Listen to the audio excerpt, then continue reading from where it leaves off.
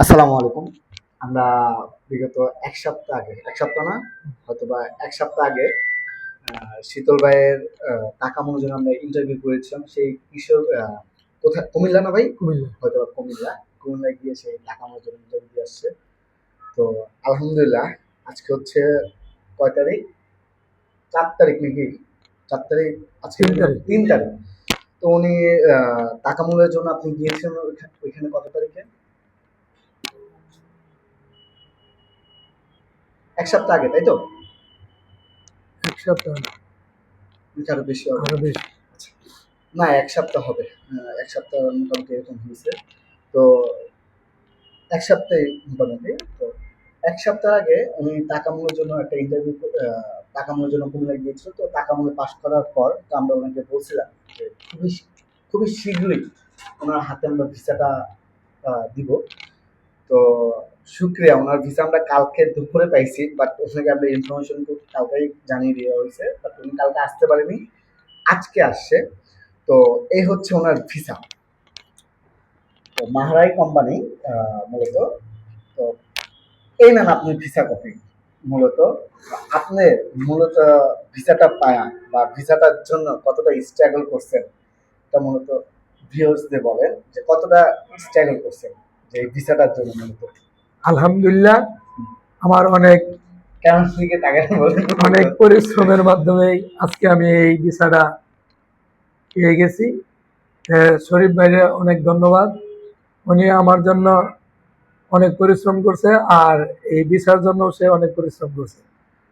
আরেকটা সবচেয়ে বড় কথা ইন্টারেস্টিং কথা হচ্ছে যে এই মূলত এই কোম্পানির ভিসার জন্য মূলত সুইডেনের ভিসার জন্য উনি ওনার চাকরি প্রায় কত ৩০,০০০ টাকা চাকরি না? হ্যাঁ, ৩০,০০০ টাকা চাকরি ছেড়ে উনি বসে আছে যে ওনার ফ্লাইট কবে হবে, ফ্লাইট কবে, যে ভাই আমি তো ভিসা পেয়েছি এখন আমার ফ্লাইট দেন। তাও তো ভিসা পেয়েছে, আজকে আমাকে বলতেছে যে ফ্লাইট দিয়ে দেন।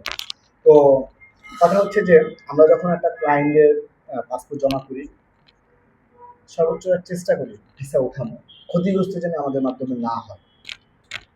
তো আলহামদুলিল্লাহ যে শুকরিয়া আল্লাহ কাছে লাখো কোটি, আমাদের মাধ্যমে উনি কোনো প্রকার ক্ষতিগ্রস্ত হয়নি, যতটুকু পারছি হেল্প করছি। কিন্তু উনি বারবার একটা ধরেন মুফা কপি নিয়েও উনি সন্দেহ ছিল যে এটা ভুয়া কিনা। তারপরে হচ্ছে উনি টিটিসি ইভেন মেডিকেল করে আসছে, সকল কিছু নিয়ে দুশ্চিন্তা ছিল যে মেডিকেল করে আসছে এটা কি ভুয়া বা এজেন্সি টাকা খায় ফেলে নাকি। তারপর না বলতে পারবেন সত্যি কথা, যেটা সত্যি কথা, খুব পেশেন্ট ছিল যে টাকা খায় ফেলবে, শরীর টাকা খায় ফেলবে এরকম চিন্তা করছে। তো আমি রাত ১২টা বাজে আমাকে ইভেন কল দিছে, আমার স্টাফ পেজে আমাকে কল দিয়েছে, শরীফ ভাই আমার মেডিকেল রিপোর্টটা দেন। শরীফ ভাই আমি টিটিসি করছি, টিটিসি কাগজটা নেন, টিটিসি পিন করে আমার দেন। হ্যাঁ, উনি পুরোপুরি হিসাবে রাখার জন্য, কারণ বাই চান্স আমরা যদি টাকাটা খায় ফেলি বা ওনাকে ক্ষতিগ্রস্ত করি এই কারণে মূলত এক ভয় পাইছে। তো আলহামদুলিল্লাহ সকল কল্পনা জল্পনার পর বা ভয় বা যাই হোক, এজেন্সিকে আসলে ভয় পায় অনেক লোক, সকলেই ভয় পায় কারণ টাকা মেরে দেয় এরকম রেকর্ড অনেক আছে, অ্যাভেলেবেল আছে। হ্যাঁ, এই জন্য ভয় পাওয়াটা স্বাভাবিক, অস্বাভাবিক কিছু না। তো ভয় পাওয়ার পরেও যে আমরা ওনার হাতে ভিসাটা দিয়েছি, আল্লাহ কাছে লাখ কোটি শুকরিয়া যে এখন বিলিফ আসছে যে ভিসাটা দিছি।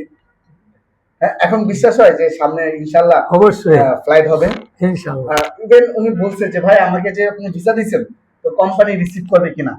তো এই ক্যামেরার সামনে আমি বলতেছি ইনশাল্লাহ 100% আপনি যে আমরা পাঠাইছি ওইখানে আপনাকে কোম্পানি রিসিভ করবে ইনশাল্লাহ। হ্যাঁ, তো রিসিভ করার পর আমাকে একটা কল দিন যে ভাই আমাকে রিসিভ করছে, বুঝতে পারছেন? ঠিক আছে। তো আজকের এই কন্টেন্টটা এই পর্যন্তই শেষ করছি। পরবর্তী দেখা হবে একটা ভিডিও, নতুন ভিডিওতে।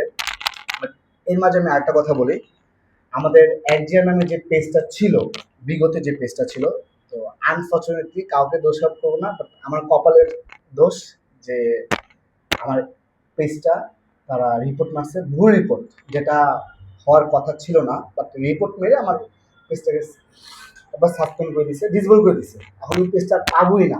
তো শুক্রিয়া, তাও মনে কষ্ট নাই যে যে কাজটা করছে তাকে আরো সামনে এক কথা বলতে গেলে আল্লাহ ওনাকে হেদায়েত করুক। তো ওনার ক্ষতি আমি করিনি, বাট আমার ক্ষতি কেন করছে সেটা আমি জানি না। তো আপনারা যারা আমার কন্টিনিউ ভিডিও দেখেন, আমরা নতুন একটা পেজ খুলবো, অবশ্যই এই ভিডিও নিচে আমরা পেজের লিঙ্ক দিয়ে দিব। যদি ভালো লাগে আমার ভিডিওগুলো আপনারা আমার পেজের মেম্বার হতে পারেন। এগুলো আজকে ভিডিও শেষ করছি। আসসালামু আলাইকুম।